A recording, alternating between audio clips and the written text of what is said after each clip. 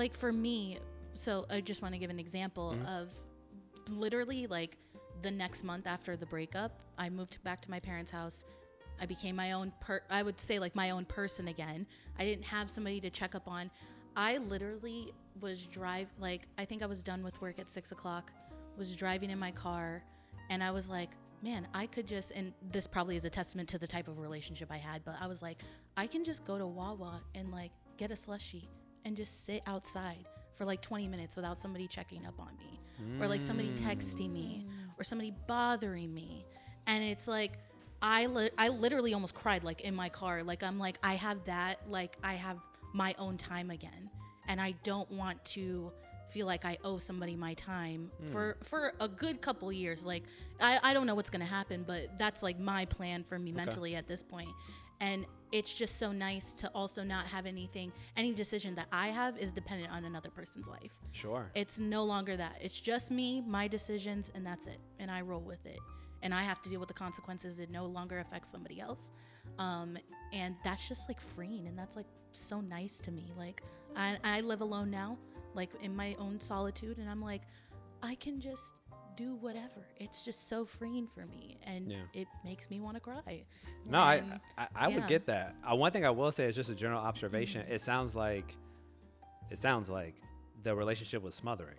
Yeah, it was. It was to the point where it's like, it's not like hourly check-ins, but it was like, you know, you haven't texted me for this long. Like, what are you doing? It's like, I'm at my mother's place. Like, what else would I be doing? I'm hanging out with my siblings.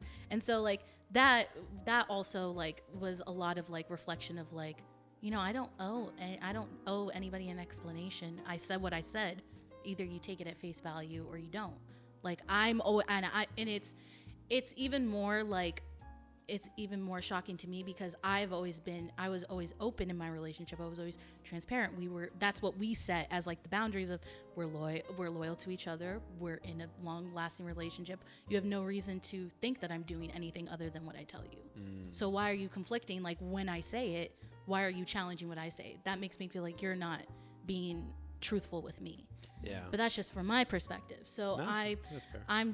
So it was like very like, it's so nice not to be on my phone. Like, it's so nice now. I can see that. I haven't had that personal issue in terms of relationship because there's no way I would deal with that. Yeah. But the reason why is because my father was like that with me. Okay. And my sister. So I knew that like that would never work. If somebody was like, I need to know where you are, you need to check in all the time. Like I know what it was like to check in every 10 minutes. Yeah. And I'm like, I will never do that.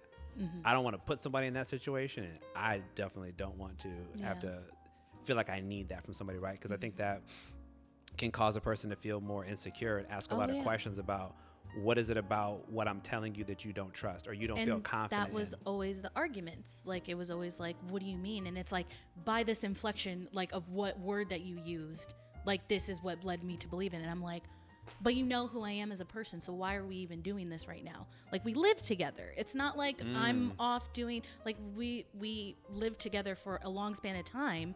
And so it was just always, and it's just a lot to like, it's a lot to like sift through and like realize that, like, you know, yes, I had communication issues in the fact that at a certain point at like the later half of the relationship, I got to a point where I just didn't want to communicate anymore because you're going to challenge everything I say anyway. Why do I even open my mouth? You're going to tell me what I'm going to say. And it would get to that point in arguments where it's like, oh, but you're going to do this and storm off. And it's like, I wasn't before, but now I definitely am. Because now I'm just sick of whatever the hell is going on. And it's interesting you say it like that, and I appreciate you saying it like that. That's when I tell people, we call those self-fulfilling prophecies. Like when you like, okay, let's just say we're in a relationship. I like to just role play stuff. So let's just say we're in a relationship, and I'm constantly questioning things about you. Yeah. Right. Like just going off to the vibe of what you're saying. And I say things throughout the duration of our relationship, like, you know, I never really been able to trust a lot of women in my life because I feel like they're all gonna leave me, and I feel like, you know, you all do things that question, like, are you gonna be there for the long term? Like, I'm super committed to you, but I don't know if you're actually going to do that for me.